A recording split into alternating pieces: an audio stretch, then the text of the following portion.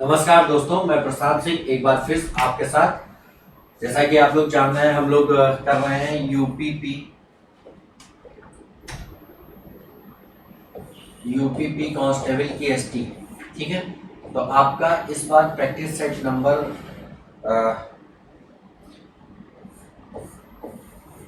जो भी है उसको लेकर के आपके सामने आए हैं। ठीक है, आपको थंबनेल में मिल जाएगा कि प्रैक्टिस सेट नंबर क्या है। ठीक है, उसी को आगे कंटिन्यू करते हैं। चलिए, तो बगैर किसी विलंब के हम लोग सबसे पहले क्वेश्चन करते हैं, उसके बाद आगे देखते हैं। ठीक है भाई, तो सबसे पहला सवाल आपका स्क्रीन पे ये रहा। बेहतरीन सवाल है। कह रहा है कि ए और बी मिलकर किसी काम को 6 दिन में करते हैं। ए बी से 5 दिन कम समय में करता है। ठीक, देखिए ए प्लस बी और बी ये दिया हुआ है। ठीक है, कह रहा है ए बी से 5 दिन कम समय में करता है। इसका मतलब क्या है दोस्तों कि अगर ए x दिन में करेगा तो बी को ए से 5 दिन ज्यादा समय लगेगा, मतलब x प्लस 5 दिन लगेगा, और दोनों को मिलाकर के 6। अब मान लेते हैं काम 60 है, तो इसकी क्षमता कितनी हो जाएगी दोनों मिलाकर के 10, और ये 10 क्षमता है किसकी, ए प्लस बी की। ठीक है, इनको ए और बी में बांट देंगे। अगर हम कहें ए की क्षमता 6 होगी और बी की 5 होगी। ठीक है, तो आप देखोगे 60 काम है और ए की क्षमता हमने दे दी 6, यहाँ पर 6 दे दी और इसको 5 दे दी, सॉरी 4 दे दी, बी को 4 देंगे। ठीक है, तो अब देखते हैं अगर ए की काम 60 है और क्षमता 6 दिया तो दिन कितना लगेगा 10, और बी का अगर देखें तो काम 60 है क्षमता 4 है तो दिन कितना लगेगा 15। देखिए 5 दिन का अंतर आ गया। अगर 5 दिन का अंतर आ गया तो इसका मतलब है कि हमने जो किया है वो सही है। अब ये कह रहा है ना 5 दिन का अंतर आ गया, तो कह रहा है ए कितने दिन में पूरा करता है, तो भाई ए कितने दिन में पूरा कर रहा है 10 दिन में। 10 दिन ऑप्शन में नहीं, यानी कि इसका आंसर क्या होगा, नन ऑफ दीज। ठीक है भाई, चलिए हमने क्या किया, यहाँ पर ए और बी का काम दिया था 6 दिन का। ठीक है, 6 दिन में करता काम, मान लिया 60, तो एक दिन में 10 किए, और 10 ए और बी मिल करके किए तो ए को 6 दे दिया ए की क्षमता, और बी की क्षमता 4 दे दी। ठीक है, और इसी से प्रूफ किया, चेक किया तो देखा दोनों के समयों का अंतर 5 दिन आ रहा है। इसका मतलब हमने जो किया वो सही है। चलते हैं भाई अगले सवाल पर। अगला सवाल देखते हैं क्या हो सकता है आपका।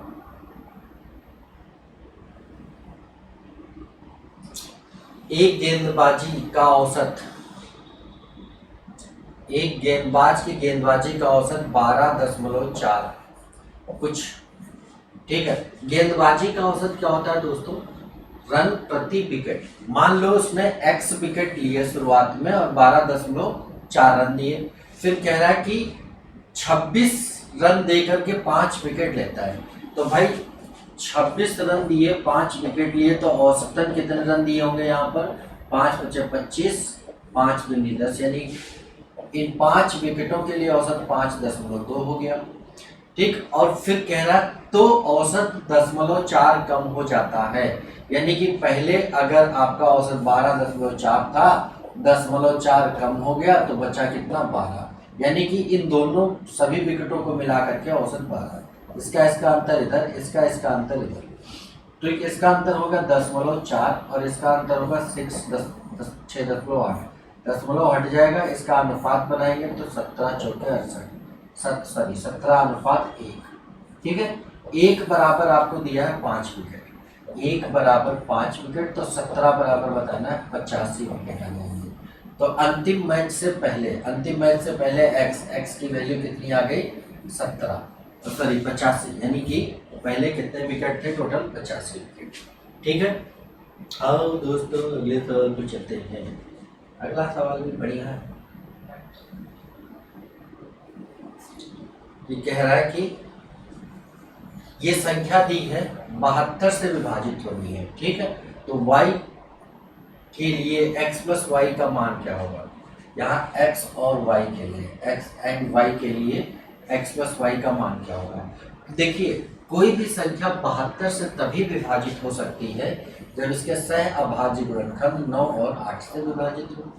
तो 8 से विभाजित करने के लिए क्या है, 8 का डिविजिबिलिटी रूल क्या है भाई, अगर हम कहें अंतिम 3 अंक जैसे 4 4 y दिया है, ये 8 से अगर विभाजित हो जाए तो ये संख्या 8 से विभाजित होगी, तो इनको 8 से विभाजित करके देखते हैं। 8 पंच 40, बचा 4। अब y की जगह क्या रखें यहाँ पर कि 8 से विभाजित हो जाए, तो 8 पंचे 40 फिर होता है, यानी कि y की जगह 0 रख लें, y इज इक्वल टू 0 रख लिया हमने। ठीक है, अगर ये y की जगह 0 हो मिनिमम वैल्यू, तो ये 8 से विभाजित हो जाएगा। अब 9 से डिविजिबिलिटी क्या कहता है भाई? 9 का डिविजिबिलिटी कहता है कि इनके संख्याओं का योग अगर आपका 9 से विभाजित होता है तो संख्या 9 से विभाजित होती है। तो आपने देखा यहाँ पर योग 8 और 1 9 विभाजित हो गया, 7 2 9 विभाजित हो गया, 5 4 9 विभाजित हो गया, 6 3 9 विभाजित हो गया। ठीक, 4 4 8 और यहाँ पर आ गया 0, तो ये हो गया 4 प्लस 4, 4 प्लस 4 प्लस 0। अब ये टोटल हो रहा है 8, विभाजित करना है और x यहाँ पर बाकी है, तो x की वैल्यू क्या रख दे कि 9 से विभाजित हो जाए? तो मुझे लगता है x की वैल्यू 1 रख दे तो 9 से विभाजित हो जाएगा। तो x प्लस y पूछा है, x बराबर 1 है, y बराबर 0 है, तो सम कितना हो जाएगा? 1 आपका उत्तर हो जाएगा। ठीक है दोस्तों, चलते हैं भाई अगले प्रश्न पर।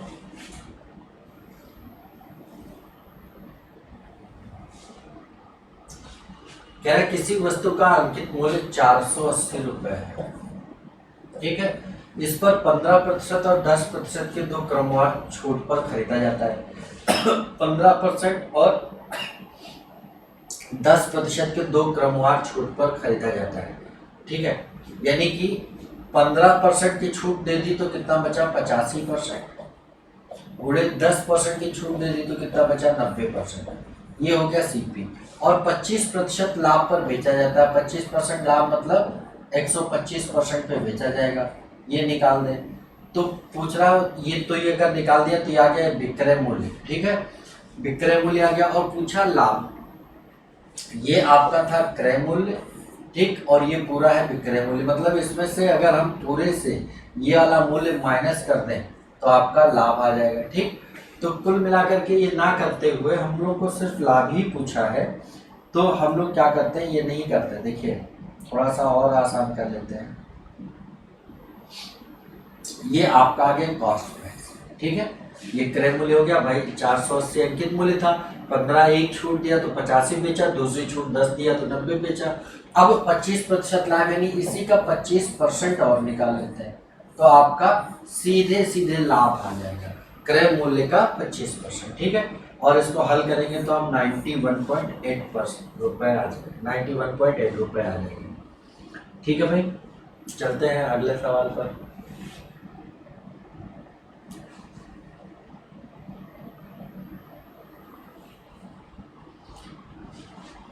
कह रहा है कोई धन x% वार्षिक ब्याज की दर पर 4000 रुपए 3 वर्ष में 5008 रुपए हो जाते हैं यदि ब्याज की दर x प्लस 2.6 हो। मतलब कह रहा है ब्याज की दर को क्या किया जाए, 2.6% बढ़ा दिया जाए। तो आप देखेंगे 3 साल में भाई कितना बढ़ जाएगा, 2.6% बढ़ाने का मतलब 1 साल में 2.6% बढ़ रहा है, तो 3 साल में कितना बढ़ेगा, 3 छाक 18, 3 दूनी 6 और 1 7, यानी 7.8% ब्याज बढ़ जाएगा। किसका 7.8%? 4000 का। तो परसेंट से 2 जीरो खत्म, इससे ये खत्म, 8 चौके 32 के 2 3 आवा, 4 सत्ते 28 और 3 31, 312 रुपए ब्याज बढ़ जाएगा। और अगर 312 रुपए ब्याज बढ़ जाएगा तो ये धनराशि भी 312 रुपए बढ़ जाएगी। तो आप कहोगे 10 और यहाँ 2 और यहाँ 3 और यहाँ 5, 5320 रुपए वो धनराशि हो जाएगी। ठीक है दोस्तों, चलिए अगले सवाल पर चलते हैं। अगला सवाल देखते हैं क्या होता है। आज दोस्त कुछ स्पीड ज्यादा लग रही होगी आप लोगों को, है भी। ठीक है, कह रहा है किसी वस्तु का लाभ 3 गुना कर दिया जाए तो विक्रय मूल्य 2 गुना हो जाता है। ठीक, इसको हम लोग ऑप्शन से कर सकते हैं, बहुत आसानी से। ठीक, अगर मान लें क्रय मूल्य 100 था और लाभ 100% था तो विक्रय मूल्य कितना होगा, 200, लाभ हो गया 100। अब कह रहा है अगर इसको 3 गुना कर लिया जाए, इसको अगर 3 गुना करेंगे तो भाई ये 300 हो जाएगा। अब 100 का खरीदा और 300 लाभ लिया तो बेचेगा कितने का? 400 का। ये देखिए क्या हो गया, 2 गुना हो गया। तो कह रहा है विक्रय मूल्य 2 गुना हो जाता। लाभ को हमने 3 गुना किया तो विक्रय मूल्य 2 गुना हो गया। इसका मतलब आपका जो लाभ था पहले वो कितना था? 100% था। ठीक है भाई, उम्मीद करते हैं आप लोगों को बात समझ आ रही होगी। चलिए अगले क्वेश्चन पर चलते हैं। ठीक है, अगला क्वेश्चन क्या है?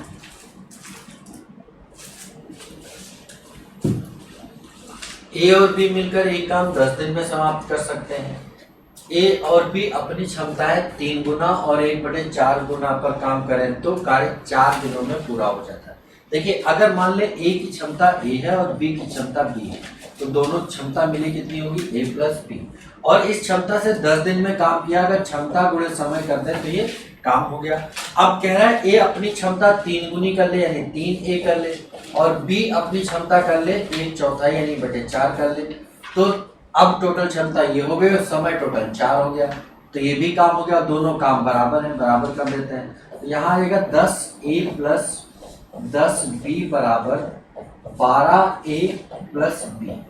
ठीक, इसको B को इधर ले आते हैं और A को उधर भेज देते हैं। तो आप देखोगे आएगा 2A बराबर 9P।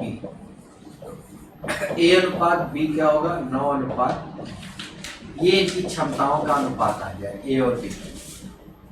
इधर ले गए 2 आया, इधर ले गए -। ठीक है, अब हमको काम निकालना है। तो दोनों की मिली क्षमता कितनी हो गई? 11, और 10 दिन में काम करते तो काम कितना हो गया भाई? 110। ठीक, 110 काम हो गया। अब कह रहा है बी अकेला करे, बी की क्षमता कितनी है भाई? तो बी 110 काम है और बी की क्षमता आई 2, तो समय कितना लगेगा? 55 दिन। यानी कि आपका ऑप्शन बी सही होगा। ठीक है दोस्तों, चलते हैं अगले क्वेश्चन पर।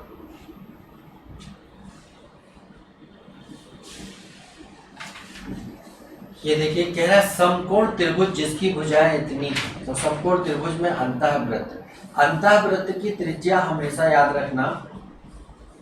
चलो अच्छा, हम पूरा डिटेल बता दे रहे हैं। ये एक त्रिभुज है, ठीक है, जिसकी भुजाएं 5, 12 और 13 है। ये अंतःवृत्त बना है, इसकी त्रिज्या निकालनी है। अगर हम इसको यहां से यहां जोड़ दें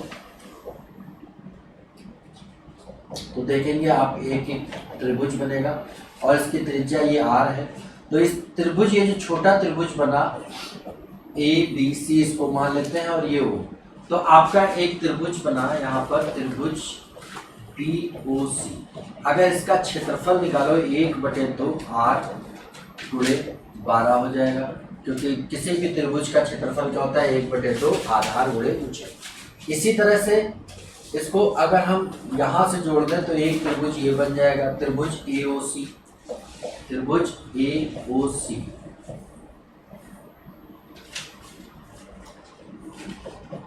इसका क्षेत्रफल क्या होगा? हाफ R × 13, ये भी R हो जाएगी, और इधर जोड़ दें तो ये भी R हो जाएगी। ठीक है, और इसी तरह से एक त्रिभुज बना AOB, इसका क्षेत्रफल क्या होगा? हाफ R गुणे आपका हो गया 5।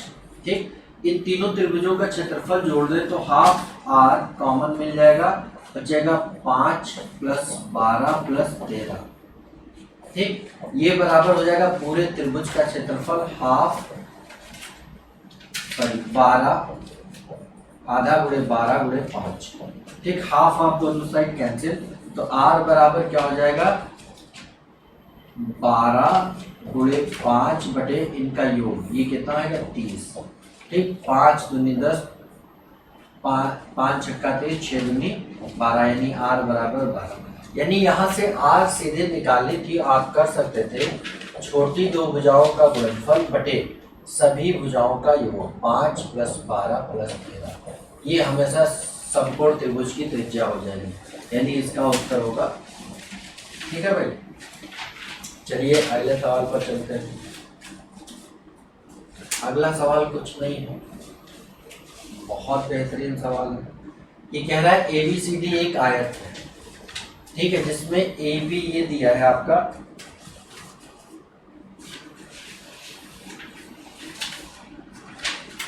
ये यहाँ से यहाँ तक की दूरी दी है 20 और BC ये दिया है आपका 15, ठीक है।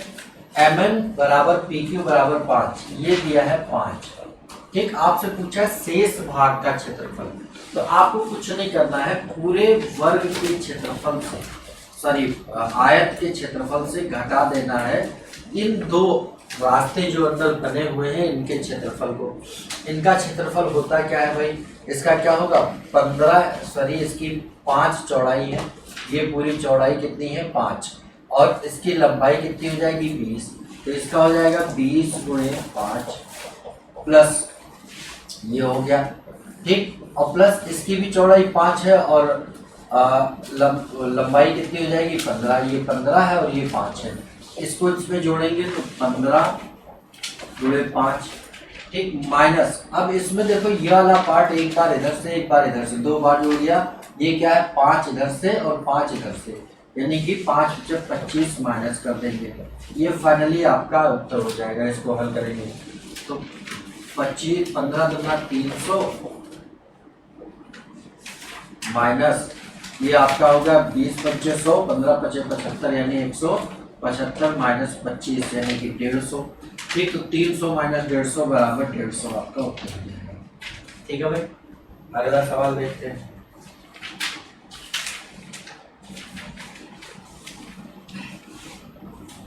एक व्यक्ति 500 किलोमीटर का कुछ हिस्सा रेलगाड़ी से, कुछ हिस्सा बस से तय करता है। यदि वह 100 किलोमीटर रेलगाड़ी से चले, रेलगाड़ी की 4T मान लेते हैं, दूरी बटे 4 बराबर समय हो जाएगा, और प्लस शेष हिस्सा बचा 400 बस से चले, तो उसे 20 घंटे का समय लगता है, 20 घंटे लगा लिया। फिर कह रहा है कि अगर रेलगाड़ी से 200 किलोमीटर जाए और शेष बस से यानी 300 जाए, ठीक, तो उसे कितना लगता है 25 घंटे का समय लगता है, ठीक है। तो कह रहा है कि यदि पूरी यात्रा रेलगाड़ी द्वारा तय करें तो कितना समय लगेगा। तो हमको क्या करना है, यहाँ से सबसे पहले रेलगाड़ी की चाल निकालनी होती है दोस्तों। चाल के लिए क्या करें,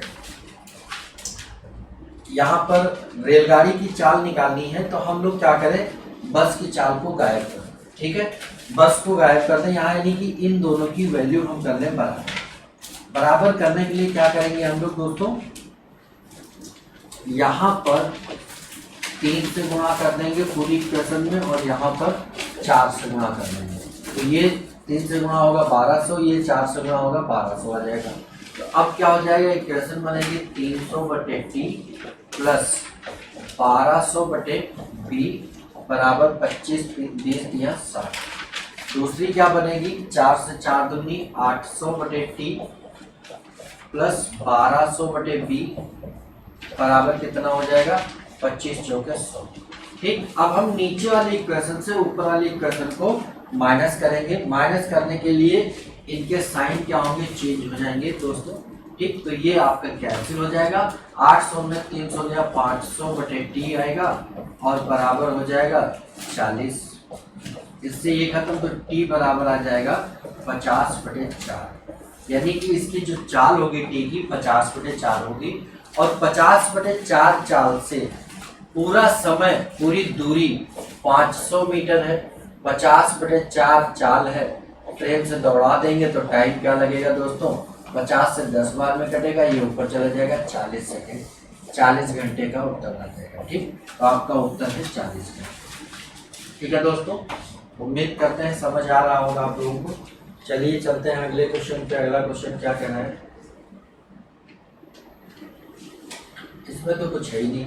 इसमें कह रहा है कि इनका HCF ज्ञात करोगे। HCF क्या होता है, जो इनकी लोएस्ट कॉमन, लोएस्ट पावर की जो कॉमन नंबर हैं उनको ले लिया जाता है, मतलब कम पावर वाले दोनों जगह से ABCD ले लेना है, ठीक है। इन दोनों में जो कॉमन हो, जिनकी पावर क्या हो कम से कम, ठीक है। तो अब A की बात करें तो A की पावर कम क्या है 2, B की बात करें तो B की पावर कम क्या है 3, और C की बात करें तो C की पावर कम क्या है 4। यानी कि यही इनका HCF हो गया। और अगर एलसीएम की बात करते तो इसमें जो बचा हुआ है वो गुणा कर देते, यानी D की पावर 4 और गुणा कर देते तो आपका एलसीएम हो जाता है। ठीक है भाई, चलिए भाई, ये कह रहा है कि प्रथम 100 पूर्ण संख्याओं का औसत क्या होगा। भाई पहली संख्या 1 होगी, अंतिम 100 होगी, दोनों को जोड़ दो 1 + 100/2। ठीक, तो ये कितना हो जाएगा आपका 101/2 यानी कि 50.5 ये औसत हो जाएगा, जो कि इनमें नहीं है, नन ऑफ दीज ऑप्शन सही होगा।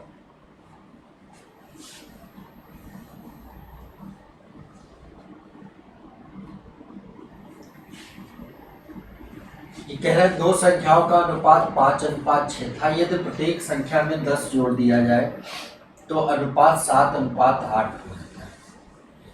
ठीक, देखिए प्रत्येक में जोड़ा गया तो यहाँ से यहाँ कितना जुड़ा 2 और यहाँ से यहाँ कितना जुड़ा 2, तो जब अनुपात में 2 जुड़ रहा है तो वास्तव में कितना जुड़ रहा है 10, तो आप कह सकते हैं 2 की वैल्यू 10 है। तो बड़ी संख्या 1 = 5, बड़ी संख्या क्या है 6, 6 बराबर कितना हो जाएगा 30, आपका उत्तर हो जाएगा। ठीक है, तो बड़ी संख्या ज्ञात करें जो कि 30 हो जाएगा उत्तर।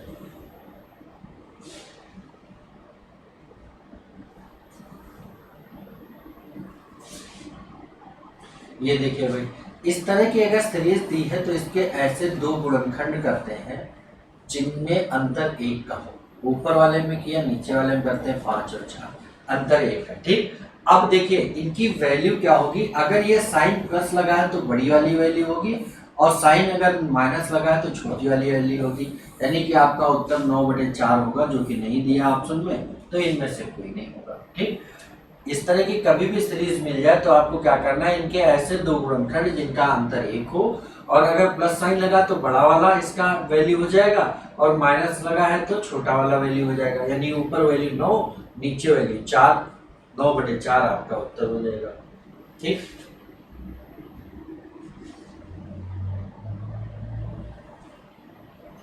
अगला सवाल कह रहा है, अगला सवाल कह रहा है एक गांव में वर्तमान जन्म दर प्रति 1000 55 पैदा हुए, जबकि मृत्यु दर 34 प्रति 1000 है। 55 पैदा हुए, 34 निपट गए, तो बचे कितने 21। 21 बचे हैं कहां से 1000 से, यही आपकी जनसंख्या वृद्धि दर है गुणे 100। ठीक, तो ये कैंसिल हो जाएगा, तो बचेगा कितना 2.1, 2.1%। ये वृद्धि दर है, मतलब जो पैदा हुए उनमें से जो निपट गए उनको माइनस कर देंगे, जो बचेगा वो देख लेंगे कितने पे दिया है, तो कह रहा है प्रति 1000 दिया है। ठीक, तो 1000 से भाग लगा देंगे, गुणे 100 कर देंगे, आपका वृद्धि दर आ जाएगी। ठीक है, अगला सवाल देखते हैं, ये थोड़ा सा ठीक ठाक सवाल है।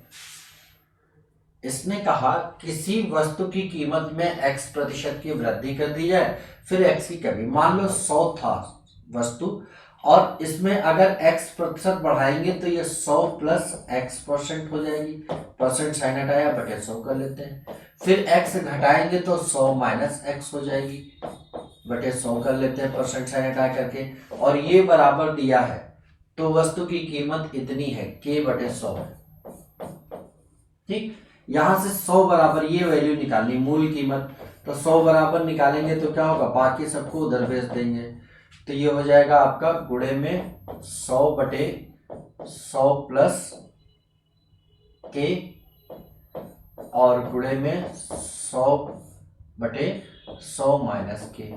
ठीक, 100 से ये तो कैंसिल हो जाएगा, तो ऊपर आ जाएगा आपका 100k, और नीचे क्या है a + b a - b, यानी कि 100 का स्क्वायर - k का स्क्वायर, तो आपका पहले ही ऑप्शन मिल गया जो कि सही था। ठीक है भाई,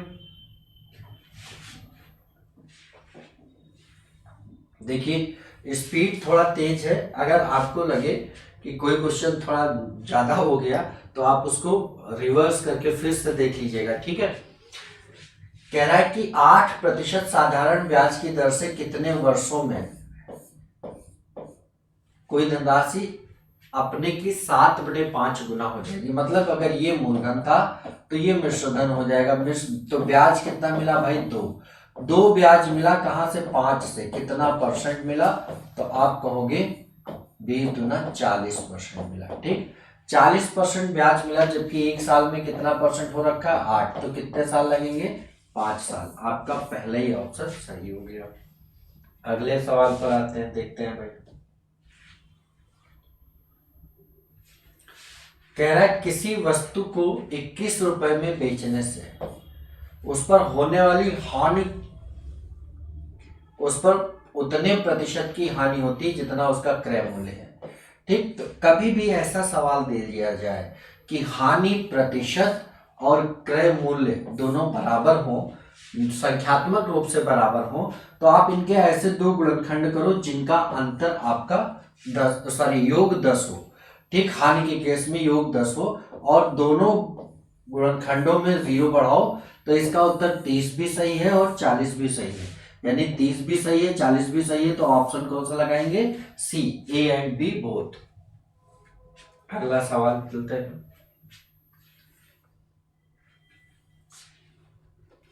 कह रहा है एक वस्तु को 20% लाभ पर बेचा जाता है तो 10% छूट दी जाती है। 10% छूट मतलब अगर 100 का था तो 90 बेचा गया, और 20% लाभ मतलब 120 का। ये छूट के बाद वाला दोस्त जब इसको प्रोसीड करते हैं आगे तो कॉस्ट प्राइस बन के उभरता है, और ये आपका लाभ वाला मार्क प्राइस बन के उभरता है। अब कह रहा है बिना छूट दिए, मतलब 120 का बेच देगा, 90 खरीदा, तो लाभ कितना होगा, 30 का, कहां से, 90 से गुणे 100, 3 त्रिक का 9, तो ये आ जाएगा आपका 33 सही 1/3% का लाभ। तो भाई देखते हैं, देखिए यहां तक हो गया। इसके बाद डीआई है दोस्तों। ठीक है, डीआई आप लोग जो ऑनलाइन प्रैक्टिस कर रहे हैं उनको मिल जा रही होगी। ठीक है, ऑनलाइन जो एसटी देते हैं उनको मिल जाती है, और जो ऑफलाइन वालों को मिल जाती है। जो ऑनलाइन है उनके लिए मैं यहाँ पे निकाल कर दे रहा हूँ, आप स्क्रीनशॉट ले लीजिए, लगाइएगा। जब आपको लगे कि डीआई नहीं लग रही है तो आप कमेंट करिएगा, कमेंट सेक्शन में बताइएगा फला नंबर सेट का डीआई नहीं लगा। इस सेट का जो नंबर है वो होगा आपका M01,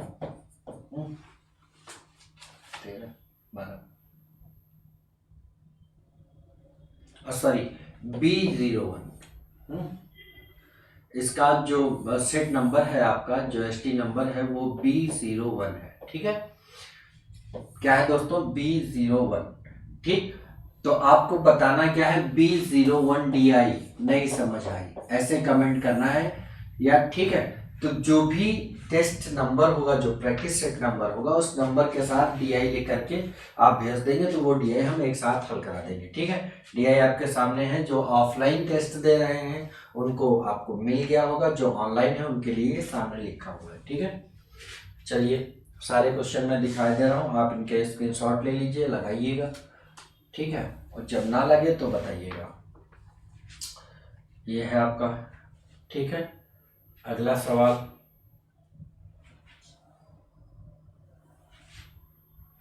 ये है। बस इतने ही क्वेश्चन है। ठीक है, तो आज की सभा यहीं पे संपन्न करते हैं, फिर मिलेंगे दोस्तों जल्दी ही। तब तक के लिए जय हिंद, जय भारत।